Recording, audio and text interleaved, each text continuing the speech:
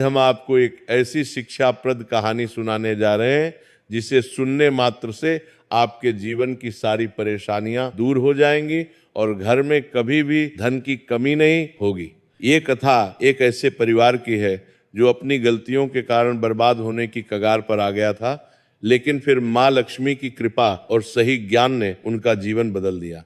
तो चलिए पूरे भक्तिभाव के साथ माँ लक्ष्मी का ध्यान करते हुए इस पावन कहानी को शुरू करते हैं। एक समय की बात है, भारतवर्ष के एक छोटे और सुंदर से गांव में रामकिशन नाम का एक किसान अपने परिवार के साथ रहता था। रामकिशन बहुत ही सीधा और मेहनती इंसान था। उसके पास अपनी थोड़ी बहुत जमीन थी जिस पर खेती करके वो अपने घर का गुजारा बड़ी मुश्किल से चलाता था। रामकिशन का पूरा जीवन सादगी और मेहनत में ही बीता था। उसने कभी किसी का बुरा नहीं चाहा और हमेशा ईमानदारी की कमाई पर ही भरोसा किया। रामकिशन के परिवार में उसकी पत्नी और 2 जवान बेटे थे। बड़े बेटे का नाम धनराज था और छोटे बेटे का नाम शरद था। दोनों ही बेटे शरीर से बहुत मजबूत और काम करने में बहुत तेज थे। रामकिशन को अपने दोनों बेटों पर बहुत नाज था, क्योंकि वे दोनों ही शहर में जाकर अच्छा काम करते थे और खूब पैसा कमाते थे। धनराज और शरद की कमाई इतनी अच्छी थी कि अगर वे चाहते तो उनका परिवार गांव का सबसे अमीर परिवार बन सकता था। रामकिशन हमेशा यही सपना देखता था कि उसके बेटे जो पैसा कमा कर लाते हैं उससे उनका पुराना घर नया बन जाएगा और घर में सुख सुविधा की सारी चीजें आ जाएंगी। लेकिन रामकिशन की ये सोच और उसका सपना हकीकत में नहीं बदल पा रहा था, और इसका सबसे बड़ा कारण उसके बेटों की एक बहुत बुरी लत थी। धनराज और शरद दोनों ही बहुत मेहनती थे और दिन भर पसीना बहाकर भारी काम करते थे, जिससे उन्हें शाम को अच्छे पैसे मिलते थे। लेकिन जैसे ही सूरज ढलता और शाम होती, उनकी मति भ्रष्ट हो जाती थी। उसी गांव के एक मोहल्ले में बीरू नाम का एक लोहार रहता था। बीरू लोहार कहने को तो लोहे का काम करता था, लेकिन उसका असली धंधा कुछ और ही था। बीरू लोहार बहुत ही चालाक और लालची किस्म का आदमी था। उसने अपने घर के पीछे छुपकर शराब बेचने का अड्डा बना रखा था। बीरू लोहार की जुबान इतनी मीठी थी कि वो गांव के भोले भाले लोगों को अपनी बातों में फंसा लेता था।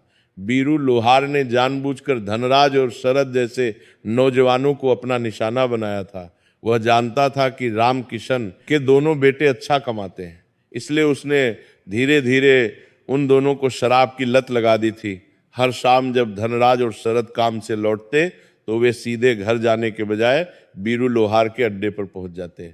बीरू उन्हें बड़े प्यार से बिठाता और कहता कि दिन भर की थकान मिटाने के लिए बहुत जरूरी है। शुरू में तो उसने उन्हें मुफ्त में पिलाकर आदत डाली, लेकिन जब वे पूरी तरह इसकी गिरफ्त में आ गए तो वीरू उनसे उनकी गाढ़ी कमाई का सारा पैसा ऐंठने लगा।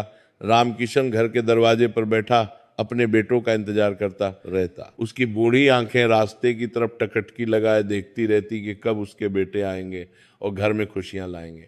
लेकिन जब भी धनराज और शरद घर लौटते हुए नशे में धुत होते और खाली हाथ होते, जो पैसा घर की तरक्की में लगना चाहिए था वह बीरू लोहार की तिजोरी में जा रहा था। यह सिलसिला रोज का हो गया था। रामकिशन जब अपने बेटों को समझाता तो वे नशे में होने के कारण उसकी एक नहीं सुनते और उल्टे अपने पिता से ही बहस करने लगते। घर का माहौल जो कभी शांतिपूर्ण हुआ करता था, अब क्लेश और अशांति का घर बन गया था। वीरू लोहार सिर्फ रामकिशन के बेटों को ही नहीं बल्कि उस पूरे मोहल्ले के कई और लोगों को भी इसी तरह बर्बाद कर रहा था। उसे इस बात से कोई फर्क नहीं पड़ता था कि किसी का घर उजाड़ रहा है या किसी के बच्चे भूखे सो रहे हैं। उसे तो बस अपने मुनाफे से मतलब था। वह रोज नई नई तरकीबें लगाकर लोगों को उधार पर भी नशा देता और बाद में उनसे ब्याज समेत पैसा वसूलता। रामकिशन को यह देखकर बहुत दुख होता कि उसके जवान बेटे जो उसके बुढ़ापे का सहारा बनने चाहिए थे, वे खुद को और अपने परिवार को गरीबी के दलदल में धकेल रहे। एक दिन रामकिशन ने बहुत हिम्मत जुटाकर अपने बेटों से बात करने की सोची। सुबह का समय था और दोनों बेटे काम पर जाने की तैयारी कर रहे थे। उस समय वे नशे में नहीं थे, इसलिए रामकिशन ने सोचा कि शायद आज उसकी बात का उन पर कुछ असर हो जाए। रामकिशन ने बड़े प्यार से धनराज और शरद को अपने पास बिठाया और कहा कि बेटा, तुम दोनों इतनी मेहनत करते हो, खून पसीना एक करते हो, लेकिन तुम्हारे हाथ में कुछ नहीं बचता। देखो हमारा घर कितना पुराना हो, तुम्हारा घर कितना पुराना हो गया है। छत टपकती है और घर में राशन लाने के लिए भी सोचना पड़ता है। उसे बीरू लोहार के चक्कर में तुम अपनी जवानी और पैसा दोनों बर्बाद कर रहे हो। पिता की बात सुनकर धनराज का सर थोड़ा झुक गया। उसे अपनी गलती का एहसास तो होता था, लेकिन लत इतनी बुरी थी कि शाम होते ही उसके कदम अपने आप बीरू के घर की तरफ मुड़ जाते थे। शरद ने भी कहा कि पिताजी हम कोशिश करते हैं कि आज से वहां नहीं जाएंगे। लेकिन जैसे ही शाम को दोस्तों का साथ मिलता है और बीरू लोहार आवाज देता है तो हम खुद को रोक नहीं पाते। रामकिशन ने गहरी सांस ली और मन ही मन माँ लक्ष्मी को याद किया कि हे माँ, मेरे बच्चों को सद्बुद्धि दो, नहीं तो ये बीरू लोहार मेरे पूरे परिवार को सड़क पर ले आएगा। रामकिशन की समझाइश और भगवान का नाम लेने के बाद उस दिन तो धनराज और शरद ने मन ही मन तय कर लिया कि वे अब अपनी मेहनत की कमाई को ऐसे बर्बाद नहीं होने देंगे। दोनों भाई घर से निकले और शहर की तरफ काम पर चल दिए। उस दिन उन्होंने जी तोड़ मेहनत की, धूप में पसीना बहाया, भारी बोरे उठाए और शाम तक खूब काम किया। उनकी मेहनत देखकर उनके मालिक भी बहुत खुश हुए और उन्हें उस दिन की मजदूरी के साथ कुछ इनाम के पैसे भी दिए। शाम को जब उनकी जेब में अच्छे खासे पैसे आए तो दोनों भाइयों के चेहरे खिल उठे। उन्होंने सोचा कि आज ये पैसे ले जाकर पिताजी के हाथ में देंगे और माँ के लिए कुछ फल लेकर जाएंगे। ये सोचकर वे दोनों खुशी खुशी गांव की तरफ लौट रहे थे। लेकिन बुराई इतनी आसानी से पीछा नहीं छोड़ती। बीरू लोहार जो अपनी दुकान पर बैठा गिद्ध जैसी नजरें गड़ाए रहता था, उसे तो बस इसी समय का इंतजार था। जैसे ही धनराज और शरद उसके मोहल्ले वाली गली से गुजरने लगे, वीरू ने उन्हें देख लिया। उसने देखा कि आज दोनों भाइयों की चाल में एक अलग ही खुशी है और वे सीधे घर की तरफ बढ़ रहे हैं, उसकी तरफ देख भी नहीं रहे। वीरू समझ गया कि आज इनकी जेब गर्म है और अगर ये सीधे घर चले गए तो उसका आज का धंधा मंदा हो जाएगा। वीरू अपनी जगह से उठा और बड़ी मीठी आवाज में पुकारा, अरे ओ धनराज, ओ शरद, क्या बात है भाई, आज बड़े गुमान में हो। लगता है शहर में बड़ी कमाई हुई है जो अपने पुराने यार को भी भूल गए। वीरू की आवाज सुनकर दोनों भाई ठिठक गए। धनराज ने शरद की तरफ देखा और शरद ने धनराज की तरफ। उन्होंने सोचा कि बस एक बार राम राम करके आगे निकल जाएंगे, रुकेंगे नहीं। धनराज ने कहा, नहीं काका, आज थोड़ी जल्दी है, घर पर पिताजी इंतजार कर रहे हैं। ये कहकर वे आगे बढ़ने ही वाले थे कि वीरू लोहार ने अपना सबसे खतरनाक पासा फेंका। वह हंसते हुए बोला, अरे तो क्या मैं तुम्हें रोक रहा हूं? मैं तो बस ये कह रहा था कि आज मेरा जन्मदिन है और मैंने अपने खास दोस्तों के लिए अच्छी वाली बोतल मंगवाई है। सोचा था तुम दोनों के साथ खुशी मनाऊंगा, पर ठीक है, तुम लोग जाओ, मैं अकेले ही जश्न मना लूंगा। मुफ्त की शराब और वीरू की चिकनी चुपड़ी बातों ने अपना असर दिखाना शुरू कर दिया। जो संकल्प वे सुबह लेकर निकले थे वो शाम होते ही कमजोर पड़ने लगा। शरद ने धीरे से धनराज से कहा, भैया, काका का जन्मदिन है, बस थोड़ी देर बैठकर बधाई दे देते हैं। पिएंगे नहीं, बस मिलकर चले चलेंगे। यही वो गलती थी जो हर शराबी करता है। वे दोनों वीरू के जाल में फंस गए और उसकी खाट पर जाकर बैठ गए। वीरू ने पहले तो उन्हें बातों में उलझाया, फिर झूठी शान दिखाई और धीरे धीरे उनके सामने शराब परोस दी। जो भाई कसम खाकर निकले थे कि आज नहीं पिएंगे, वे कुछ ही पलों में सब कुछ भूल गए। एक प्याला, फिर दूसरा प्याला और फिर तो गिनती ही खत्म हो गई। वीरू लोहार मन ही मन हंस रहा था। उसने बड़ी चालाकी से उनकी जेब में रखे सारे पैसे निकलवा लिए। जो पैसे घर की मरम्मत के लिए थे, जो पैसे माँ की दवाई और राशन के लिए थे, वह सब वीरू की तिजोरी में चले गए। रात काफी हो चुकी थी। दोनों भाई नशे में धुत होकर लड़खड़ाते हुए वहां से निकले। वीरू ने उन्हें दरवाजे तक छोड़ा और ताना मारते हुए धीरे से बुदबुदाया, जाओ अब घर जाकर तमाशा करो, कल फिर मेरी ही शरण में आओगे। इधर घर पर रामकिशन और उसकी पत्नी बेचैनी से इंतजार कर रहे थे। रामकिशन बार बार उठकर दरवाजे तक जाता और अंधेरे में झांकता। उसकी पत्नी ने कहा, आज तो उन्होंने कसम खाई थी, देखना आज वे जरूर सीधे घर आएंगे और सब ठीक हो जाएगा। रामकिशन भी इसी उम्मीद में था। तभी गली में शोर सुनाई दिया। कुत्तों के भौंकने की आवाज और लड़खड़ाते कदमों की आहट ने रामकिशन का दिल तोड़ दिया। जैसे ही दरवाजा खुला, धनराज और शरद एक दूसरे के सहारे गिरते पड़ते घर के अंदर आए। उनकी हालत देखकर रामकिशन का कलेजा मुंह को आ गया। वे दोनों ना सिर्फ खाली हाथ आए थे बल्कि नशे में अपना होश हवास भी खो बैठे थे। रामकिशन ने जब पूछा कि बेटा आज तो तुमने वादा किया था, फिर ये सब क्या है? तो नशे में चूर धनराज ने जोर से चिल्लाकर कहा, अरे बुढ़े चुप रहे, हम कमाते हैं तो हम ही उड़ाएंगे, तू हमें सिखाने वाला कौन होता है? अपने बेटे के मुंह से ऐसे अपमानजनक शब्द सुनकर रामकिशन सन्न रह गया। जिस बेटे को उसने उंगली पकड़कर चलना सिखाया, आज वही उसे चुप कर रहा था। रामकिशन की पत्नी यह दृश्य देखकर फूट फूट कर रोने लगी। उस रात रामकिशन के घर में चूल्हा नहीं जला। दोनों बेटे तो नशे में बेहोश होकर आंगन में ही पड़ गए, लेकिन बूढ़े माता पिता पूरी रात जागते रहे। रामकिशन ने देखा कि उसके घर की हालत दिन ब दिन कितनी खराब होती जा रही है। घर की दीवारें दरक रही थी और कोने में रखा अनाज का डिब्बा भी खाली होने वाला था। वहीं दूसरी तरफ उसे पता चला था कि वीरू लोहार ने अपने घर में नया कमरा बनवा लिया है और नई गाड़ी भी खरीद ली है। ये सोचकर रामकिशन को बहुत क्रोध आता कि कैसे एक अधर्मी इंसान दूसरों का घर बर्बाद करके खुद तरक्की कर रहा है। अगली सुबह जब धनराज और शरद की नींद खुली तो उनके सिर में भारी दर्द था। उन्हें रात की कोई बात याद नहीं थी। जब उन्होंने देखा कि माँ की आंखें सूजी हुई हैं और पिताजी गुमसुम बैठे हैं तो उन्हें आभास हुआ कि जरूर रात में कोई बड़ा तमाशा हुआ है। दोनों ने अपनी जेबें टटोली तो पाया कि जेब बिल्कुल खाली है। कल की पूरी मेहनत की कमाई गायब थी। शर्म के मारे उनकी नजरें नहीं उठ रही थी, लेकिन अब पछताने से क्या होता जब चिड़िया चुग गई खेत। ये सिलसिला सिर्फ एक दिन का नहीं था, ये तो अब रोज की कहानी बन गई थी। रामकिशन समझ गया था कि लड़ाई झगड़ा या समझाने से अब कुछ नहीं होने वाला। ये कोई साधारण बात नहीं है, ये एक तरह का ग्रहण है जो उसके घर की लक्ष्मी को खा रहा है। उसने बड़े बुजुर्गों से सुन रखा था कि जिस घर में क्लेश होता है और जहां नशा किया जाता है वहां से माँ लक्ष्मी रूठ कर चली जाती है और वहां दरिद्रता का वास हो जाता है। रामकिशन ने सोचा कि मुझे ही कुछ करना होगा। उसे याद आया कि आज बुधवार है।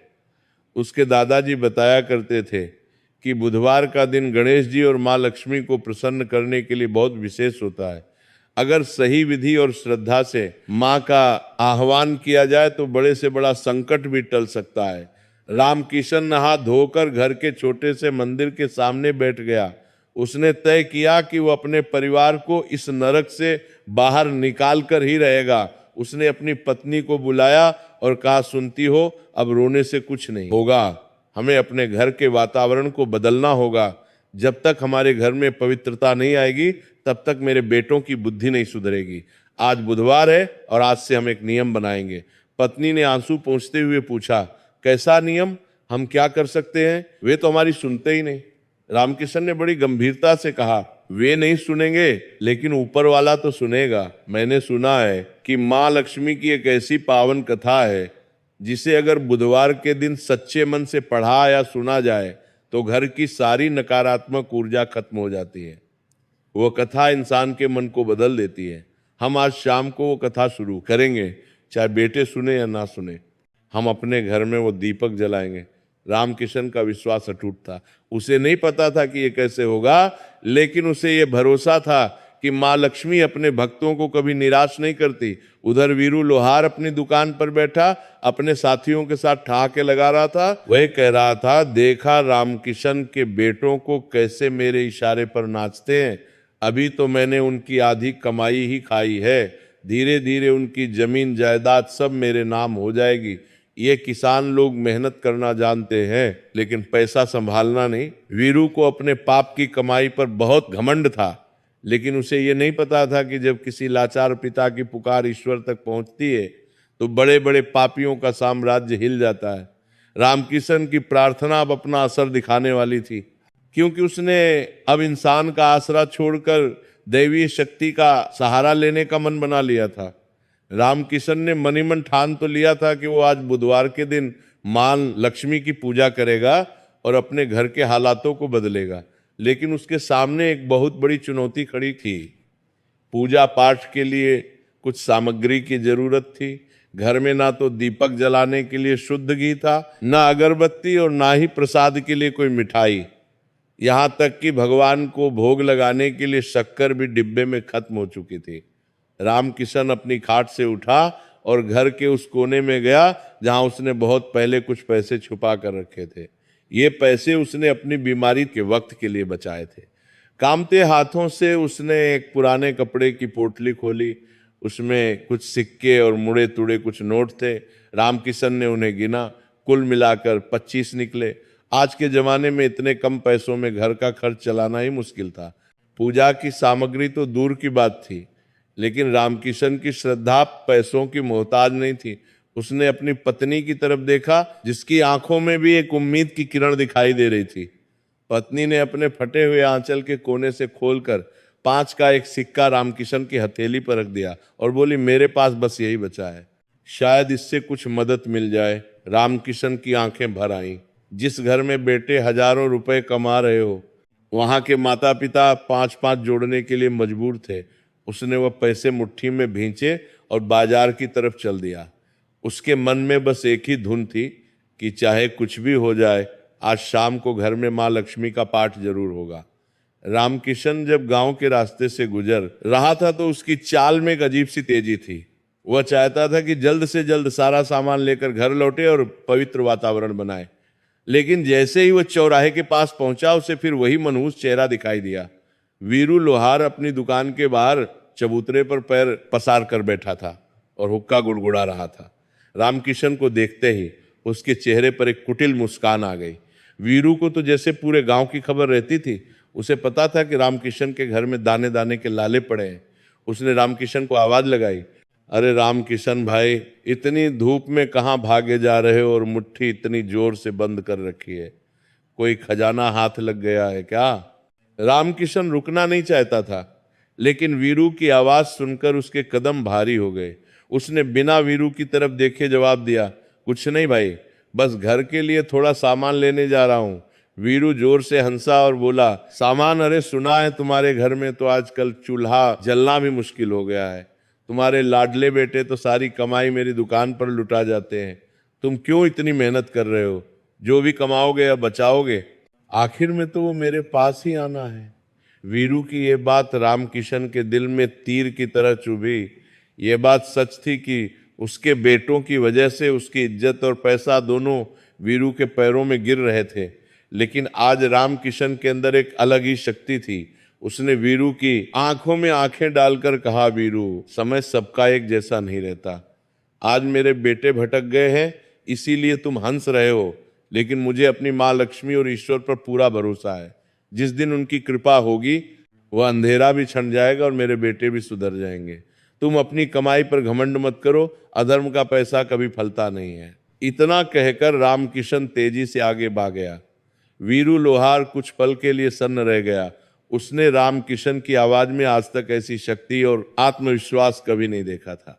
वह हमेशा रामकिशन को एक लाचार और बेचारा बाप समझता था। वीरू ने मन ही मन सोचा, लगता है बुढ़ा सठिया गया है, पूजा पाठ से कहीं शराबी सुधरते हैं। आज शाम को देखूंगा कि इसके बेटे इसके भजन सुनते हैं या मेरी बोतल। वीरू ने फिर से अपना हुक्का खींचा और धुएं के छल्ले बनाने लगा। उधर रामकिशन पंसारी की दुकान पर पहुंचा। उसने बहुत सोच समझकर खरीदारी की। महंगे घी की जगह उसने थोड़ा सा तेल लिया, महंगी मिठाई की जगह उसने गुड़ और बतासे लिए और कुछ फूल और अगरबत्ती खरीदी। दुकानदार भी रामकिशन को जानता था। उसने पूछा, काका, आज कोई विशेष त्योहार है क्या? रामकिशन ने मुस्कुराते हुए कहा, बेटा, जब जागो तभी सवेरा। आज से मेरे घर में खुशियों का त्योहार शुरू होने वाला है। सामान लेकर रामकिशन घर लौटा। घर पहुंचकर उसने देखा कि उसके दोनों बेटे धनराज और शरद तैयार होकर काम पर जाने के लिए आंगन में खड़े थे। उनके चेहरे उतरे हुए थे और शरीर में कल की थकान अभी भी बाकी थी। जैसे ही उन्होंने अपने पिता के हाथ में पूजा का सामान देखा, वे चौंक गए। धनराज ने पूछा, पिताजी, ये सब क्या है? घर में खाने को आटा नहीं है और आप ये फूल बताशे लेकर आए हो। रामकिशन ने बड़े संयम से काम लिया। उसने गुस्सा नहीं किया, बल्कि बड़ी शांति से कहा, बेटा, ये आटा दाल से ज्यादा जरूरी है। ये हमारे घर की सुख शांति का सामान है। शरद ने चिढ़ते हुए कहा, आप भी किन चक्करों में पड़े रहते हो? पूजा करने से अगर पैसे बरसते तो हर कोई पुजारी बन जाता। हमें काम पर जाने दो, देर हो रही है। दोनों भाई जाने के लिए मुड़े। रामकिशन जानता था कि अभी उन्हें समझाना पत्थर पर सिर मारने जैसा है, लेकिन उसने उन्हें दरवाजे पर रोक लिया। रामकिशन ने कहा, रुको, मुझे पता है तुम लोगों को मेरी बातों पर विश्वास नहीं है। तुम जवान हो, तुम्हें लगता है कि तुम जो कर रहे हो वही सही है, लेकिन आज मेरी एक बात मान लो। दोनों भाई रुक गए। रामकिशन ने उनकी आंखों में देखते हुए कहा, देखो, मैंने तुम्हें कभी किसी चीज के लिए मजबूर नहीं किया, लेकिन आज बुधवार है। आज शाम को मैं घर में एक छोटी सी कथा कहूंगा। मैं तुमसे कोई पैसा नहीं मांग रहा, बस तुम्हारा थोड़ा सा समय मांग रहा हूं। क्या तुम अपने बूढ़े बाप के लिए आज शाम को थोड़ा जल्दी घर नहीं आ सकते? बस सूरज ढलने से पहले आ जाना, उसके बाद तुम्हें जो करना हो करना। पिता की आवाज में एक अजीब सी ललक और दर्द था। धनराज और शरद जो नशे में शैतान बन जाते थे, लेकिन होश में वे अभी भी अपने पिता का थोड़ा बहुत सम्मान करते थे। उन्हें लगा कि पिताजी इतना गिड़गिड़ा रहे हैं तो शायद कोई खास बात होगी। धनराज ने नजरें चुराते हुए कहा, ठीक है, कोशिश करेंगे। वैसे भी आज काम ज्यादा नहीं है। शरद ने भी सर हिलाया, हाँ आ जाएंगे, लेकिन हमें कोई लंबा चौड़ा भाषण नहीं सुना। इतना कहकर दोनों बेटे काम पर निकल गए। उनके जाने के बाद रामकिशन की पत्नी ने चिंतित होकर पूछा, क्या आपको लगता है वे आएंगे या रोज की तरह वीरू ने फंसा लेगा? रामकिशन ने पूजा की सामग्री को साफ करते हुए कहा, आएंगे, भाग्यवान जरूर आएंगे। आज मेरा दिल कह रहा है कि माँ लक्ष्मी हमारी लाज रखेंगी। एक तुम बस घर की सफाई में लग जाओ। घर का कोना कोना चमकना चाहिए। माँ लक्ष्मी वहीं आती हैं जहां सफाई और पवित्रता होती है। उसके बाद रामकिशन और उसकी पत्नी घर की सफाई में जुट गए। उन्होंने घर के जाले साफ किए, आंगन को गोबर से लीपा और फटे पुराने पर्दों को धोकर सुखाया। भले ही घर कच्चा था और दीवारें पुरानी थी, लेकिन उनकी मेहनत से घर का वातावरण बदलने लगा था। दोपहर होते होते पूरा घर साफ सुथरा हो गया। रामकिशन ने एक छोटी सी चौकी लगाई, उस पर लाल कपड़ा बिछाया। उसके पास माँ लक्ष्मी और गणेश जी की एक पुरानी तस्वीर थी। उसे पोंछकर साफ किया और चौकी पर स्थापित किया। जैसे जैसे शाम करीब आ रही थी, रामकिशन की धड़कनें बढ़ रही थी। यह सिर्फ एक पूजा नहीं थी, ये उसके जीवन की सबसे बड़ी परीक्षा थी। एक तरफ वीरू लोहार का लालच और नशा था जो उसके बेटों को खींच रहा था, और दूसरी तरफ एक पिता की श्रद्धा और विश्वास था। सूरज धीरे धीरे पश्चिम दिशा की ओर झुकने लगा था। पक्षी अपने घोंसलों की तरफ लौट रहे थे। रामकिशन बार बार दरवाजे की तरफ देख रहा था। क्या धनराज और शरद अपना वादा निभाएंगे? उधर शहर में काम करते हुए धनराज और शरद के मन में भी आज अजीब सी बेचैनी थी। दोपहर के खाने के समय शरद ने धनराज से कहा, भैया, आज पिताजी कुछ ज्यादा ही भावुक हो रहे थे। उनका चेहरा देखा था तुमने, कितना उतार गया है। दोपहर में धनराज ने रोटी का टुकड़ा तोड़ते हुए कहा, हाँ, मुझे भी बुरा तो लगता है यार। हम कमाते तो बहुत हैं, लेकिन बचता कुछ नहीं। सब उसे वीरू के चक्कर में उड़ जाता है। आज मन नहीं कर रहा वहां जाने का। पिताजी ने बुलाया है तो आज जल्दी घर चलते, लेकिन आदत बहुत बुरी चीज होती है। जैसे ही काम खत्म हुआ और शाम के 5 बजे उनके साथियों ने कहा, अरे आज तो वीरू ने नई तरह की शराब मंगवाई है, बहुत कड़क है, चलो थोड़ा चक्कर आते हैं। धनराज और शरद के कदम डगमगाए। एक पल के लिए उन्हें पिता का चेहरा याद आया और दूसरे ही पल वीरू की मखमली महफिल। दोनों भाई दोराहे पर खड़े थे। एक रास्ता घर की तरफ जाता था जहां शांति और सुधार था, और दूसरा रास्ता वीरू के अड्डे की तरफ जाता था जहां नशा और बर्बादी थी। उसी वक्त रामकिशन ने अपने घर में दीपक जलाया। घी के अभाव में उसने तेल का ही दीपक जलाया था, लेकिन उसकी लौ बहुत तेज थी। उसने अगरबत्ती जलाई जिसकी भीनी भीनी खुशबू पूरे घर में फैल गई। रामकिशन ने हाथ जोड़कर प्रार्थना की, हे माँ, मेरे बच्चों को सही रास्ता दिखाओ, उन्हें उस राक्षस के चंगुल से बचाकर घर ले आओ। प्रार्थना का असर हवाओं में घुलने लगा।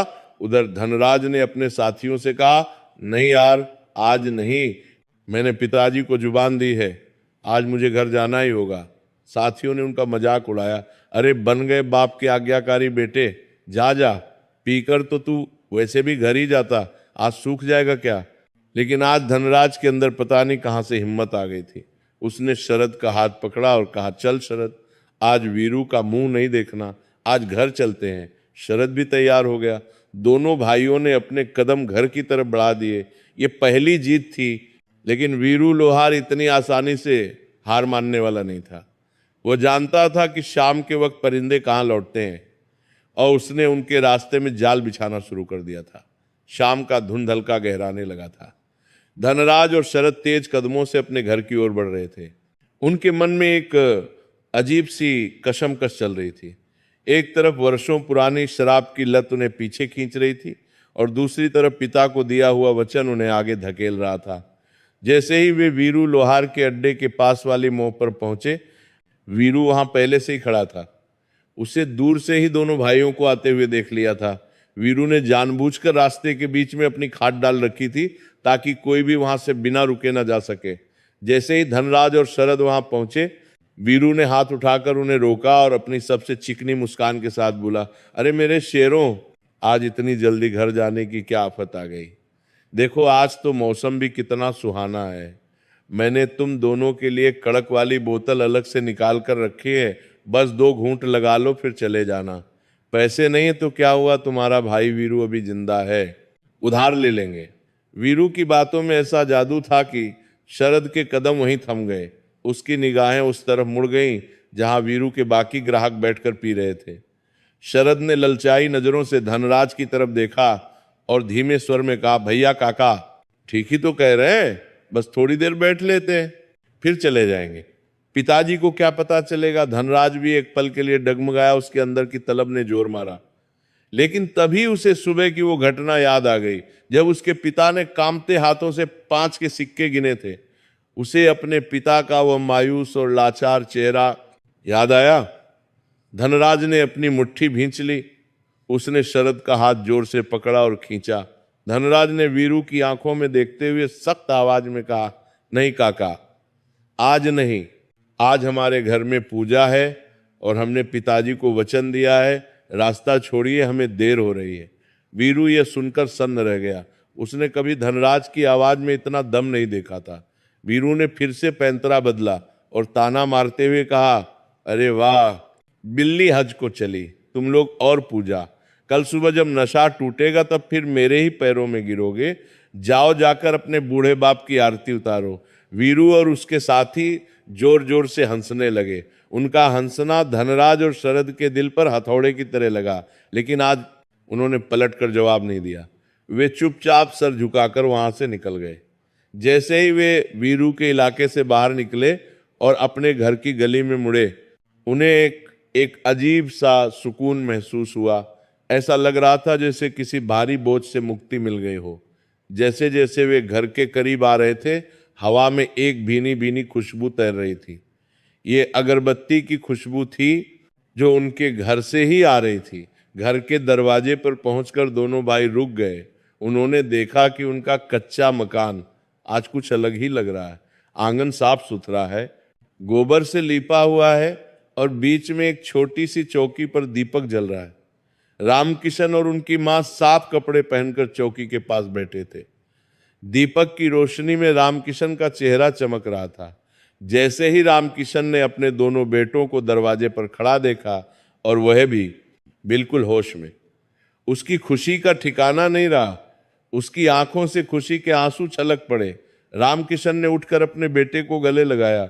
उसने कहा, मुझे पता था मेरा विश्वास नहीं टूटेगा, मुझे पता था तुम आओगे। मां ने भी अपने बेटों के सर पर हाथ फेरा। धनराज और शरद को आज अपने घर में एक अलग ही शांति महसूस हो रही थी। वह शोर शराबा, मारा वतन बाज शराबा बड़ा, जो वो वीरू की गंदी बातें और वो सर दर्द, सब कुछ यहाँ आने के बाद गायब हो गया था। दोनों भाइयों ने हाथ मुंह धोया और पिता के पास आकर बैठ गए। रामकिशन ने कहा, बेटा, आज तुम दोनों ने अपनी इच्छा शक्ति दिखाकर ये साबित कर दिया कि तुम चाहो तो कुछ भी कर सकते हो। आज बुधवार है और आज हम माँ लक्ष्मी की पावन कथा सुनेंगे। जिसे सुनने से राजा रंक बन जाता है और रंक राजा। ये कथा हमें सिखाती है कि जीवन में धन का असली महत्व क्या है और वह किसके पास टिकता है। धनराज ने बड़ी श्रद्धा से पूछा, पिताजी ऐसी कौन सी कथा है जिसके बारे में आप सुबह बात कर रहे थे, हमें भी सुनाइए। रामकिशन ने दीपक की लौ को ठीक किया, माँ लक्ष्मी और गणेश जी को प्रणाम किया और कथा शुरू करने से पहले बोला, देखो बेटो, ये कहानी एक साहूकार और उसके 7 बेटों की है, लेकिन ये असल में हर उस इंसान की कहानी है जो भटक जाता है। इसे ध्यान से सुनना, क्योंकि इसमें जीवन का वह राज छुपा है जो तुम्हें कोई स्कूल या कॉलेज नहीं सिखा सकता। घर का वातावरण पूरी तरह बदल चुका था, बाहर अंधेरा था, लेकिन रामकिशन के घर में ज्ञान का उजाला होने वाला था। तीनों धनराज, शरद और उनकी मां बड़े ध्यान से रामकिशन की तरफ देखने लगे। रामकिशन ने अपनी आंखें बंद की, ईश्वर का स्मरण किया और अपनी भारी लेकिन सौम्य आवाज में कथा शुरू की। प्राचीन समय की बात है। एक नगर में एक बहुत बड़ा और धनवान साहूकार रहता था। साहूकार के पास धन दौलत की कोई कमी नहीं थी। उसके घर में हीरे मोती ऐसे बिखरे रहते थे जैसे कंकड़ पत्थर। उसे साहूकार के 7 बेटे और 7 बहुएं थी। साहूकार का परिवार बहुत बड़ा था और वह अपने परिवार से बहुत प्रेम करता था, लेकिन उस घर में एक बहुत बड़ी कमी थी। वहां धन तो बहुत था, लेकिन उसे धन की कद्र किसी को नहीं थी। साहूकार की जो सबसे छोटी बहू थी वो बहुत ही संस्कारी और समझदार थी, लेकिन बाकी 6 बहुएं और साहूकार की पत्नी को अपने धन पर बहुत घमंड था। एक दिन की बात है, घर में खाना बन रहा था। साहूकार की पत्नी यानी उन 7 लड़कों की मां रसोई में काम कर रही थी। तभी दरवाजे पर एक भिक्षुक आया, बात पर एक मंदिर पर बुर बुर बुर बुर। वो बहुत ही दयनीय अवस्था में था, कपड़े फटे हुए थे और वह भूख से बेहाल लग रहा था। उसने दरवाजे पर आवाज लगाई, माई बहुत भूख लगी है, कुछ खाने को दे दो, ईश्वर तुम्हारा भंडार भरा रखेगा। उसे समय साहूकार की पत्नी हाथ में कुछ काम कर रही थी। उसने भिक्षुक की आवाज सुनी, लेकिन उसे अनसुना कर दिया। भिक्षुक ने दोबारा आवाज लगाई, माई एक रोटी का टुकड़ा ही दे दो, 2 दिन से कुछ नहीं खाया। साहूकार की पत्नी को बहुत गुस्सा आया। वो बाहर निकाली और उस भिक्षुक को डांटते हुए बोली, चले जाओ यहाँ से, देखते नहीं मैं अभी व्यस्त हूँ। तुम जैसे लोगों को कोई काम धाम तो है नहीं, बस भीख मांगने आ जाते हो। मेरे पास अभी तुम्हें देने के लिए कुछ नहीं है और ना ही मेरे पास समय है। रामकिशन यहाँ रुका और अपने बेटों की तरफ देखा। वे दोनों बहुत ध्यान से सुन रहे थे। रामकिशन ने आगे कहा, बेटो ध्यान देना, जब घर के दरवाजे से कोई भूखा खाली हाथ लौटता है तो वो अकेला नहीं जाता, वो अपने साथ उसे घर की बरकत भी ले जाता है। साहूकार की पत्नी ने उस भिक्षुक को दुत्कार कर भगा दिया। भिक्षुक की आंखों में आंसू आ गए और वह बिना कुछ बोले वहां से चला गया। लेकिन ये भिक्षुक कोई साधारण इंसान नहीं था, वह तो स्वयं परीक्षा लेने आया था। कुछ ही देर बाद जब साहूकार की पत्नी अपना काम खत्म करके बैठी तो उसे अपनी गलती का एहसास नहीं हुआ। उसे लगा कि उसने अपना समय बचाया है, लेकिन उसे ये नहीं पता था कि उसने अपने पैरों पर कुल्हाड़ी मार ली है। उसी दिन शाम को जब साहूकार अपनी दुकान से घर आया तो उसने देखा कि उसकी दुकान में रखा हुआ सारा हिसाब किताब गड़बड़ा गया है। जो लेनदार थे वे पैसे मांगने आ रहे थे और जो देनदार थे वे मुकर रहे थे। ये तो बस शुरुआत थी। शरद ने बीच में टोकते हुए पूछा, पिताजी क्या सिर्फ एक भिखारी को भागने से इतना सब हो सकता है? रामकिशन ने मुस्कुराते हुए जवाब दिया, बेटा बात भिखारी की नहीं है, बात अहंकार और दया की है। जिसके मन में दया नहीं होती, माँ लक्ष्मी वहां एक पल भी नहीं ठहरती। रामकिशन ने अपनी बात को आगे बढ़ाते हुए कहा, बेटो उस भिक्षुक के जाने के बाद साहूकार की पत्नी तो अपने काम में लग गई, लेकिन नियति ने अपना खेल खेलना शुरू कर दिया। कहते हैं ना, जब लक्ष्मी रूठ जाती है तो सबसे पहले इंसान की बुद्धि हार लेती है। ठीक वैसा ही उस साहूकार के परिवार के साथ हुआ। उसी रात की बात है, साहूकार का बड़ा बेटा जो दूसरे शहर से व्यापार करके लौट रहा था, रास्ते में डाकुओं ने उसे घेर लिया। उसका सारा माल, बैलगाड़ियां और नगदी सब कुछ लूट लिया गया। वो जान बचाकर खाली हाथ घर लौटा। अगले ही दिन खबर आई कि साहूकार के सबसे बड़े गोदाम में जहां लाखों का अनाज और कीमती सामान रखा था, वहां अचानक आग लग गई। देखते ही देखते साहूकार की पीढ़ियों की कमाई जलकर राख हो गई। जिस घर में कल तक लक्ष्मी की बरसात होती थी, वहां अब सन्नाटा पसरने लगा था। साहूकार समझ नहीं पा रहा था कि अचानक ये सब क्या हो रहा है। वो ज्योतिषियों के पास गया, पूजा पाठ करवाई, लेकिन विनाश का पहिया चल चुका था। उसे रोकना अब किसी के बस की बात नहीं थी। धीरे धीरे साहूकार का व्यापार ठप पड़ गया।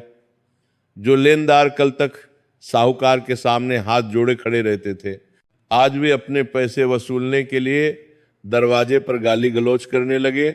साहूकार की इज्जत, जो उसने वर्षों की मेहनत से कमाई थी, मिट्टी में मिल रही थी।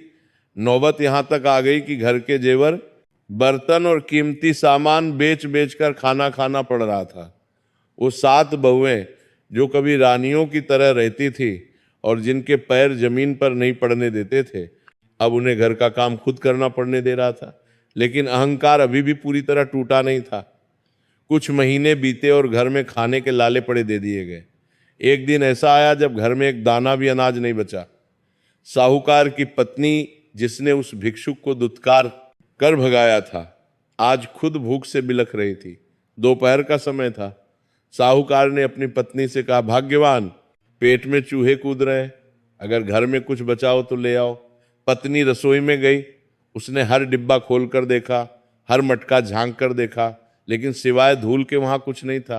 वो खाली हाथ बाहर आई और रोते हुए बोली, स्वामी, आज तो घर में पानी के अलावा कुछ नहीं है। यह सुनकर साहूकार का सर झुक गया। उसे अपनी पत्नी की वह गलती याद आ गई। उसने भारी मन से कहा, याद है, कुछ महीने पहले एक भिक्षुक आया था और तुमने उसे अपमानित करके भगा दिया था। उसने कहा था कि ईश्वर तुम्हारा भंडार भरा रखे, लेकिन तुमने अपने अहंकार में उसे खाली हाथ लौटा दिया। आज उसी का श्राप हमें लगा है। हमने अन्न का अपमान किया, इसलिए आज अन्न हमसे दूर हो गया है।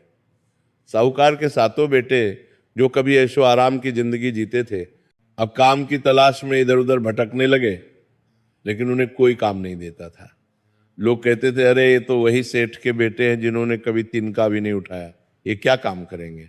हर तरफ से अपमान और निराशा ही हाथ लग रही थी। धनराज और शरद ध्यान से सुना। जब बुरा वक्त आता है तो अपनी परछाई भी साथ छोड़ देती है। साहूकार के जो मित्र रोज उसके घर दावत उड़ाते थे, आज उन्होंने साहूकार को पहचानना भी बंद कर दिया था। आखिरकार हार मानकर साहूकार ने अपने परिवार को इकट्ठा किया। उसने कहा, इस नगर में अब हमारा गुजारा नहीं हो सकता। यहाँ सब हमें अमीर सेठ के रूप में जानते थे। अब ये गरीबी का तमाशा हम यहाँ नहीं सह सकते। हमें ये नगर छोड़कर किसी दूसरे देश या नगर में जाना होगा, जहाँ हमें कोई जानता ना हो और हम मजदूरी करके अपना पेट भर सकें। सोचो, बैठो। जिस इंसान के नाम का सिक्का चला था, आज उसे अपना घर छोड़ना पड़ रहा था। अगली सुबह अंधेरे अंधेरे ही साहूकार और उसका पूरा परिवार फटे पुराने कपड़ों में अपना घर छोड़कर निकल पड़े थे। न पैरों में जूते थे, न सर पर छत की उम्मीद। वे चलते रहे। रास्ते में धूप, धूल और भूख ने उन्हें बेहाल कर दिया। बच्चे भूख से रो रहे थे। बहुएं थक कर चूर हो गई थी। चलते चलते वे एक घने जंगल में पहुंचे। दोपहर की चिलचिलाती धूप थी। वे एक बड़े पेड़ के नीचे सुस्ताने के लिए बैठ गए। तभी साहूकार की नजर पास ही बहती एक नदी पर पड़ी। उसने अपने बेटों से कहा, जाओ नदी से थोड़ा पानी ले आओ और देखो, अगर जंगल में कुछ कंदमूल या फल मिल जाएं तो ले आना, सबके प्राण बच जाएंगे। साहूकार के बेटे, जिनमें से 4 शिकार करने और फल ढूंढने गए और 3 पानी लेने गए, लेकिन दुर्भाग्य देखो, जंगल में भी उनका पीछा नहीं छूटा। जो बेटे फल ढूंढने गए थे, उन्हें कुछ जहरीले फल मिले, जिन्हें खाने योग्य समझकर वे ले आए, और जो पानी लेने गए थे, उनका पैर फिसला और घड़ा फूट गया। जब वे खाली हाथ और जहरीले फल लेकर वापस आए तो साहूकार ने अपना माथा पीट लिया। उसने कहा, हे विधाता, ये कैसी परीक्षा है? क्या हमारे पाप इतने बड़े हैं कि हमें जंगल में भी चैन नहीं मिलेगा? उस रात उन्हें भूखे पेट ही उस पेड़ के नीचे सोना पड़ा। न बिस्तर था, न चादर, बस खुले आसमान के नीचे वे सब एक दूसरे से सटकर लेटे थे। अगले दिन वे फिर चले और एक दूसरे नगर में पहुंचे। ये नगर बहुत सुंदर था। यहाँ के राजा का नाम धर्मपाल था और वह बहुत ही न्यायप्रिय और दानी राजा था। साहूकार ने सोचा कि यहाँ शायद कुछ काम मिल जाए। साहूकार ने अपने बेटों को अलग अलग दिशाओं में काम ढूंढने भेजा। संयोग देखिए, साहूकार का सबसे छोटा बेटा, जिसकी पत्नी बहुत संस्कारी थी, वह घूमते घूमते एक सरोवर के किनारे पहुंच। वहां उसने देखा कि कुछ स्त्रियां बहुत श्रद्धा भाव से पूजा कर रही थी। वे मिट्टी के ढेर बना रही थी, उन पर फूल चढ़ा रही थी और एक कहानी सुन रही थी। छोटा बेटा वहीं एक पेड़ के पीछे खड़ा होकर देखने लगा। उसे बड़ी जिज्ञासा हुई कि ये औरतें क्या कर रही हैं। जब पूजा खत्म हुई तो वह हिम्मत करके उन महिलाओं के पास गया। उसकी हालत देखकर महिलाओं को दया आ गई। उन्होंने पूछा, बेटा तुम कौन हो और ऐसे छुपकर क्या देख रहे थे?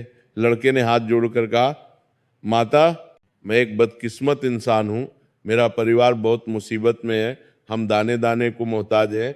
मैंने देखा कि आप लोग बड़ी भक्ति से पूजा कर रही थी, मेरे मन में शांति मिली, इसलिए खड़ा हो गया। क्या आप बता सकती हैं कि ये कौन सा व्रत है और आप किसकी पूजा कर रही थी? उन महिलाओं में एक बुजुर्ग महिला थी। उसने बड़े प्यार से कहा, बेटा ये कोई साधारण पूजा नहीं है, ये माँ लक्ष्मी का व्रत है और हम बुधवार की कथा सुन रहे थे। जो भी इंसान सच्चे मन से बुधवार के दिन गणेश जी और माँ लक्ष्मी का ध्यान करता है और ये कथा सुनता है, माँ लक्ष्मी उसके सारे कष्ट हर लेती हैं। चाहे खोया हुआ धन हो या खोया हुआ सम्मान, इस व्रत के प्रभाव से सब वापस मिल जाता है।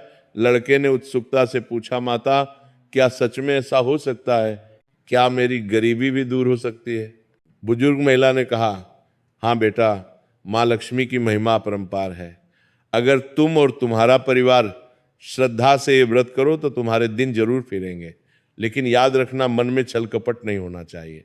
लड़के ने तुरंत पूछा, माता इसकी विधि क्या है? मुझे बताइए, मैं जरूर करूंगा। उस महिला ने उसे बुधवार व्रत की पूरी विधि बताई। उसने कहा, बुधवार के दिन सुबह जल्दी उठकर स्नान करो, घर को साफ करो, गणेश जी और लक्ष्मी जी की मूर्ति या तस्वीर के सामने घी का दीपक जलाओ, हरी धूप गणेश जी को चढ़ाओ क्योंकि उन्हें यह बहुत प्रिय है। फिर गुड़ और चने का प्रसाद बनाओ और सबसे जरूरी बात, बुधवार की कथा सुनो और दूसरों को सुनाओ। अगर हो सके तो किसी गरीब को भोजन कराओ, किसी का अपमान मत करो। लड़के ने सारी बात अपने मन में गांठ बांध ली। उसे लगा जैसे उसे डूबते को तिनके का सहारा मिल गया हो। वह दौड़ता हुआ अपने पिता और भाइयों के पास गया। वे सब एक धर्मशाला के कोने में बैठे अपनी किस्मत को कोस रहे थे। छोटे बेटे ने जाकर कहा, पिताजी, माताजी, रोना बंद कीजिए, मुझे हमारे दुखों का इलाज मिल गया है। सब ने उसे हैरानी से देखा। साहूकार ने पूछा, क्या हुआ बेटा, क्या कोई खजाना मिल गया? बेटे ने कहा, खजाने से भी बड़ी चीज मिली है पिताजी, मुझे माँ लक्ष्मी को प्रसन्न करने का रास्ता मिल गया है। फिर उसने विस्तार से उन महिलाओं वाली बात बताई। साहूकार की पत्नी, जिसने पहले भिक्षुक का अपमान किया था, आज उसकी आंखों में पश्चाताप के आंसू थे। उसने कहा, शायद ईश्वर ने हमें अपनी गलती सुधारने का ये आखिरी मौका दिया है, हम ये व्रत जरूर करेंगे। संयोग से अगले दिन ही बुधवार था। साहूकार के परिवार के पास पूजा के लिए ज्यादा कुछ नहीं था, लेकिन उनके पास अब वह चीज थी जो पहले नहीं थी, सच्ची श्रद्धा और अहंकार का नाश। उन्होंने नदी में स्नान किया, धर्मशाला के जिस कोने में वे रहते थे उसे साफ किया, जंगल से कुछ फूल और धूप तोड़ कर लाए। पैसे नहीं थे तो उन्होंने गुड़ चने की जगह मन ही मन माँ को भोग लगाया और हाथ जोड़कर बैठ गए। साहूकार ने कहा, हे माँ लक्ष्मी, हमसे जो भूल हुई उसे क्षमा करो। हमें धन नहीं चाहिए, बस इतनी कृपा करो कि हम मेहनत की रोटी खा सके और हमारा परिवार फिर से जुड़ जाए। उन्होंने पूरी श्रद्धा से कथा कही और सुनी। पूजा खत्म होने के बाद वे सब काम की तलाश में निकले। चमत्कार देखिए, जो लोग कल तक उन्हें काम देने से मना कर रहे थे, आज उसी बाजार में एक बड़े व्यापारी ने साहूकार के बेटों को अपनी दुकान पर मुनीम का काम दे दिया। रामकिशन ने कहानी सुनाते हुए अपने बेटों की तरफ देखा और कहा, देखो धनराज, देखो शरद ये होता है विश्वास का फल। जैसे ही उन्होंने सच्चे मन से मां को याद किया, रास्ते खुलने लगे। लेकिन अभी कहानी खत्म नहीं हुई है, असली परीक्षा तो अभी बाकी थी। धन मिलना आसान है, लेकिन उसे संभालना और अपनी नीयत साफ रखना सबसे मुश्किल है। आगे साहूकार के साथ क्या हुआ और कैसे वे वापस अपने नगर लौटे, ये बहुत दिलचस्प है। रामकिशन ने दीपक में थोड़ा तेल और डालते हुए कहानी को आगे बढ़ाया। बेटों, उस साहूकार और उसके परिवार ने उस दिन से ही बुधवार का व्रत और पूजन पूरी निष्ठा से शुरू कर दिया। वे हर बुधवार को सुबह जल्दी उठते, स्नान करते और चाहे रूखी सूखी रोटी ही क्यों ना हो, पहले मां लक्ष्मी और गणेश जी को भोग लगाते, फिर खुद खाते। उनके व्यवहार में भी बहुत बदलाव आ गया था। अब वे किसी गरीब को देखकर नाक भौं नहीं सिकोड़ते थे, बल्कि जितने में समर्थ होते उसकी मदद करते थे। समय का पहिया घूमा, उनकी मेहनत और मां लक्ष्मी की कृपा रंग लाने लगी। जिस व्यापारी के यहाँ वे मुनीम लगे थे, वह उनके काम और ईमानदारी से इतना खुश हुआ कि उसने उन्हें अपने व्यापार में हिस्सेदार बना लिया। साहूकार के बेटों ने अपनी पुरानी बुद्धि और नए अनुभव का इस्तेमाल करके उस व्यापारी का मुनाफा कई गुना बढ़ा दिया। धीरे धीरे उनके पास पैसा जुड़ने लगा। जो परिवार फटे कपड़ों में वहां आया था, अब उन्होंने एक छोटा लेकिन अपना घर खरीद लिया था। घर में फिर से खुशियां लौटने लगी थी। बहुओं के चेहरे पर चमक आ गई और बच्चे फिर से अच्छे कपड़े पहनने लगे। लेकिन साहूकार भूला नहीं था कि ये सब किसकी देन है। जब उनके पास धन आया तो उन्होंने घमंड नहीं किया। उन्होंने सबसे पहले एक नियम बनाया कि हर बुधवार को वे गरीबों को भोजन कराएंगे। वे जानते थे कि अहंकार ही वह दीमक है जो सोने की लंका को भी खा जाता है। वे उसे दूसरे नगर में बहुत सुख से रहने लगे, लेकिन उन्हें अपनी जन्मभूमि और अपने पुराने घर की याद सताती थी। एक दिन साहूकार ने अपने बेटों से कहा, बच्चों, अब माँ लक्ष्मी की कृपा से हमारे पास इतना धन हो गया है कि हम वापस अपने नगर जा सकते हैं। वहाँ हमारा पुराना घर है, हमारे पूर्वजों की निशानियां हैं। हमें वहां जाकर अपना खोया हुआ सम्मान वापस पाना चाहिए।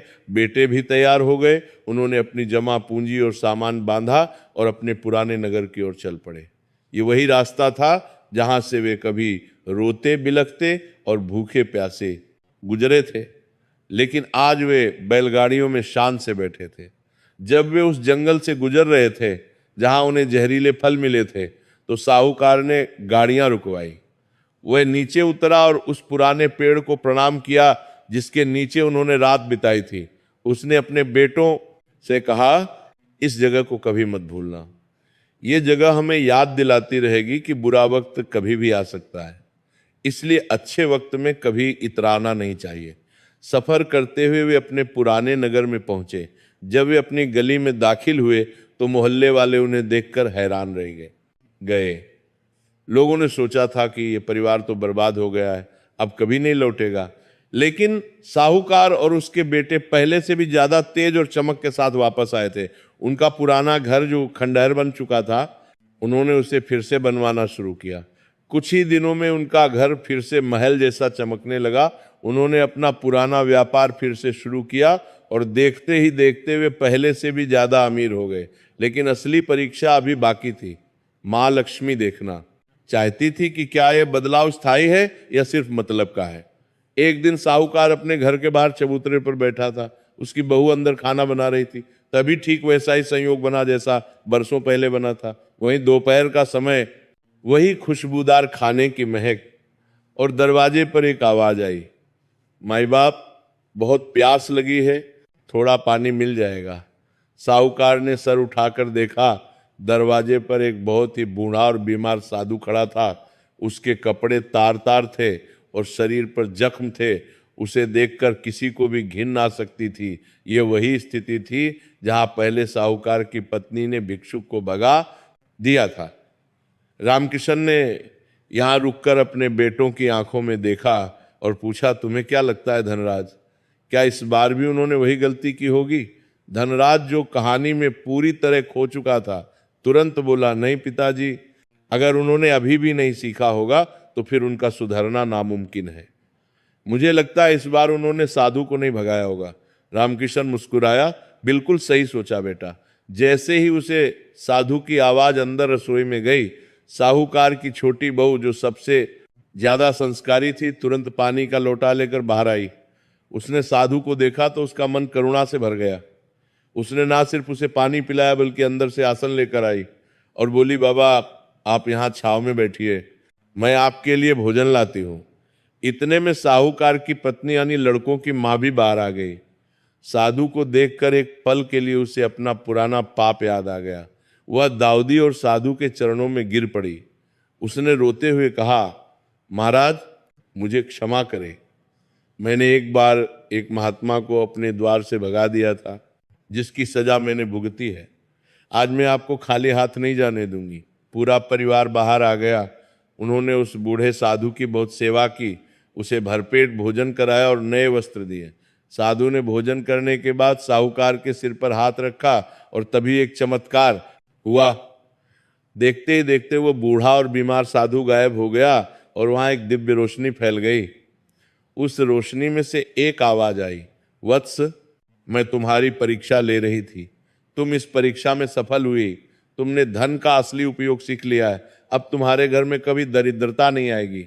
वो आवाज और कोई नहीं बल्कि स्वयं मां लक्ष्मी की प्रेरणा थी। उस दिन के बाद से साहूकार का यश पूरे राज्य में फैल गया, लेकिन उन्होंने अपना बुधवार का व्रत कभी नहीं छोड़ा। वे हर बुधवार को कथा सुनते और सुनाते। रामकिशन ने कहानी पूरी करके एक गहरी सांस ली। घर में एकदम सन्नाटा था। धनराज और शरद दोनों के रोंगटे खड़े हो गए थे। उन्हें लग रहा था जैसे ये कहानी किसी और की नहीं बल्कि उन्हीं की है। वे भी तो अपनी कमाई का गलत इस्तेमाल कर रहे थे। वे भी तो अपने माता पिता जो घर के देवता होते हैं का अपमान कर रहे थे। रामकिशन ने स्नेहा से पूछा, बेटो कहानी तो खत्म हो गई, लेकिन इसकी सीख अभी बाकी है। इस कहानी ने उस साहूकार का जीवन बदल दिया। क्या ये मेरा और तुम्हारा जीवन भी बदल सकती है? क्या तुम्हें समझ आया कि बरकत और पैसा कहाँ ठहरता है? शरद की आंखें नम हो गई थी। उसने कहा, पिताजी मुझे सब समझ आ गया। पैसा शराब के ठेके पर नहीं, घर की खुशियों में है। हमने बहुत बड़ी गलती की है। हम वीरू काका के बहकावे में आकर अपने ही घर में आग लगा रहे थे। धनराज ने भी सिर झुका लिया और बोला, आप सही कह रहे थे पिताजी, आज मुझे वो सुकून मिला है जो हजारों की शराब पीकर भी नहीं मिलता। लेकिन पिताजी क्या आप बहुत देर नहीं हो गई? हमने इतने पैसे बर्बाद कर दिए, क्या माँ लक्ष्मी अब भी हमें माफ करेंगी? रामकिशन ने दीपक की लौ को थोड़ा और तेज किया और बोला, बेटा जब जागो तभी सवेरा, माँ लक्ष्मी बहुत दयालु है। अगर तुम आज इसी वक्त से संकल्प लो तो सब कुछ बदल सकता है, लेकिन संकल्प पक्का होना चाहिए, कच्चे धागे जैसा नहीं जो जरा से झटके से टूट जाए। बाहर वीरू जैसे हजारों राक्षस बैठे हैं जो तुम्हें फिर से खींचने की कोशिश करेंगे। अभी रामकिशन ये समझा ही रहा था कि अचानक बाहर गली से शोर सुनाई दिया। किसी के जोर जोर से चिल्लाने और गलियां देने की आवाज आ रही थी। ये आवाज जानी पहचानी थी या वीरू लोहार की आवाज थी? वह नशे में धुत होकर रामकिशन के घर के बाहर खड़ा तमाशा कर रहा था। अरे ओ रामकिशन, बाहर निकल, तेरे बेटों को क्या पट्टी पड़ाई है? तूने आज भी मेरी दुकान पर नहीं आए, मेरा नुकसान करवा दिया, भेज उन्हें बाहर। आज मैं देखता हूं कौन रोकता है उन्हें। वीरू की आवाज सुनकर धनराज और शरद का शरीर एक पल के लिए अकड़ गया। पुरानी आदत और वीरू का डर दोनों ने उन पर हमला किया। रामकिशन ने अपने बेटों के कंधों पर हाथ रखा और मजबूती से कहा, डरो मत, आज परीक्षा की घड़ी है। कहानी अभी खत्म नहीं हुई है बेटा, असली लड़ाई तो अब शुरू होगी।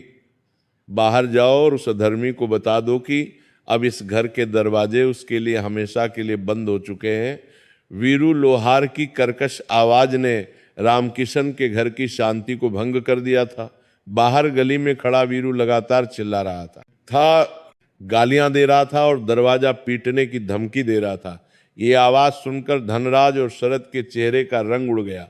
अभी अभी जिस कथा को सुनकर उनके मन में शांति और वैराग्य का भाव आया था, वीरू की आवाज ने उसे डर में बदल दिया। दोनों भाइयों के हाथ कांपने लगे।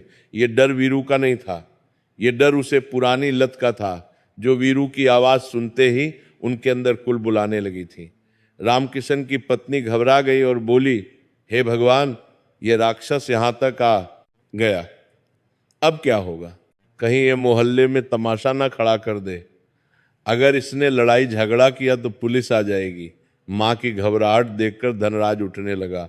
उसकी आंखों में गुस्सा और बेबसी दोनों थी। वो बोला, मैं जाकर उसे देखता हूँ, उसे मना करता हूँ कि यहाँ शोर ना मचाए। लेकिन रामकिशन ने धनराज का हाथ पकड़कर उसे बिठा दिया।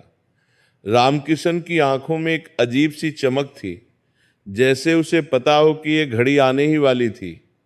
रामकिशन ने शांत लेकिन बहुत भारी आवाज में कहा, बैठ जा धनराज, आज तू बाहर कमजोर बनकर नहीं बल्कि चट्टान बनकर जाएगा। याद रख, अभी जो तूने कहानी सुनी उसे साहूकार के बेटों ने अपनी गरीबी से लड़ने के लिए अपना घर छोड़ दिया था, अपना अहंकार छोड़ दिया था। क्या तू एक शराबी का साथ नहीं छोड़ सकता? रामकिशन ने दोनों बेटों की आंखों में देखा और बोला, बाहर जो खड़ा है वो सिर्फ वीरू नहीं है, वह तुम्हारी परीक्षा है। मान लक्ष्मी देख रही हैं कि मेरा भक्त अपनी प्रतिज्ञा पर कितना पक्का है। अगर आज तुम डर कर अंदर दुबके रहे तो वो रोज आएगा, और अगर आज तुम बाहर जाकर उसके सामने झुक गए तो फिर जीवन भर उठ नहीं पाओगे। आज फैसला तुम्हें करना है कि तुम उस वीरू के गुलाम हो या अपने पिता के बेटे हो। पिता के इन शब्दों ने धनराज और शरद के अंदर सोए हुए स्वाभिमान को जगा दिया। शरद ने अपनी मुट्ठी भींची और खड़ा हो गया। उसने कहा, भैया, पिताजी सही कह रहे हैं, हम कब तक उससे डरेंगे? हम अपनी मेहनत का खाते हैं, उसका कर्जा नहीं खाया है। चलो आज इसका हिसाब कर ही देते हैं। धनराज ने भी गहरी सांस ली। उसने एक बार मां लक्ष्मी की तस्वीर की ओर देखा, मन ही मन प्रणाम किया और बोला, चलो। रामकिशन ने कहा, जाओ, लेकिन एक बात याद रखना, लड़ना नहीं है, हाथ नहीं उठाना है। बस अपनी नाव में इतनी ताकत रखना कि उसकी हाथ छोटी पड़ जाए। क्रोध से नहीं, दृढ़ता से काम लेना। जैसे ही धनराज ने घर का दरवाजा खोला, सामने का नजारा देखकर उसका खून खौल उठा। वीरू लोहार नशे में धुत होकर उनकी दहलीज पर लात मारने ही वाला था। उसके साथ 2-3 और शराबी खड़े दिख रहे थे, उसके साथ जो तमाशा देख रहे थे। दरवाजा खोलते ही वीरू का संतुलन बिगड़ा और वो गिरते गिरते बचा। धनराज और शरद को सामने खचा देखकर वीरू की आंखों में एक शैतानी खुशी चमक उठी। वीरू ने लड़खड़ाते हुए कहा, आ गए मेरे शेरों, मुझे पता था तुम मुझे मना नहीं कर पाओगे। अरे अंदर क्या कर रहे थे इतनी देर से? ये बुड्ढा तुम्हें कौन सी पट्टी पढ़ा रहा था? चलो छोड़ो ये सब, आज की पार्टी मेरी तरफ से है। देखो, मैं तुम्हारे घर तक लेने आया हूं, अब तो चलना ही पड़ेगा। वीरू ने अपना हाथ धनराज के कंधे पर रखने की कोशिश की, लेकिन आज कुछ अलग हुआ। धनराज ने एक कदम पीछे हटा लिया और वीरू का हाथ हवा में ही रह गया। धनराज की रीढ़ की हड्डी एकदम सीधी थी और नजरें वीरू की आंखों में गड़ी थी। धनराज ने बहुत ही संयम और कड़क आवाज में कहा, काका, आज के बाद हम आपके अड्डे पर नहीं आएंगे। आप यहां से जाइए और हमारे घर के सामने तमाशा मत कीजिए। ये सुनकर वीरू को जैसे करंट लगा हो, वह एक पल के लिए सन्न रह गया। उसे अपने कानों पर विश्वास नहीं हुआ। जो धनराज उसकी एक आवाज पर पूंछ हिलाता हुआ चला आता था, आज वो उसे जाने को कह रहा है। वीरू का नशा थोड़ा कम हुआ और गुस्सा बढ़ गया। वो चिल्लाया, क्या बोला नहीं आएगा? अरे 2 दिन की चांदनी है, ये अभी नशा चढ़ा नहीं है ना, इसीलिए ऐसी बातें कर रहा है। जब तलब लगेगी तो मेरे ही पैरों में गिड़गिड़ा आएगा। और सुन, जो पिछला उधार है वो कौन चुकाएगा? बड़ा रईस बन रहा है शरद, जो हमेशा चुप रहता था, आज बीच में बोल पड़ा। उसने आगे बढ़कर कहा, वीरू काका, आपका जो भी हिसाब है कल सुबह दुकान पे आकर ले देकर बराबर कर देंगे, एक एक पाई चुका देंगे। लेकिन आज के बाद हमें अपनी दुकान पर बुलाने की कोशिश मत करना। और हाँ, हमारे पिताजी को बुढ़ा कहने की हिम्मत दोबारा मत करना। शरद की आवाज में इतनी शक्ति थी कि गली के कुत्ते भी भौंकना बंद कर चुके थे। आस पड़ोस के कुछ लोग जो शोर सुनकर अपनी छतों और खिड़कियों से झांक रहे थे, ये देखकर हैरान थे। वे सब जानते थे कि वीरू ने कैसे इन लड़कों को बिगाड़ा था, लेकिन आज इन लड़कों का यह रूप देखकर वे भी दंग थे। वीरू को महसूस होने लगा कि उसका पासा उल्टा पड़ गया है। वो मोहल्ले में अपनी बेइज्जती होते देख और भी बौखला गया। वीरू ने एक गंदी गाली दी और कहा, ठीक है, देखता हूं कितने दिन चलता है ये नाटक। कल शाम तक अगर तुम दोनों मेरी दुकान पर नाक रगड़ते हुए नहीं आए तो मेरा नाम भी वीरू लोहार नहीं। जाओ डूब मरो अपने इस खंडहर में। इतना कहकर वीरू ने जमीन पर थूका और अपने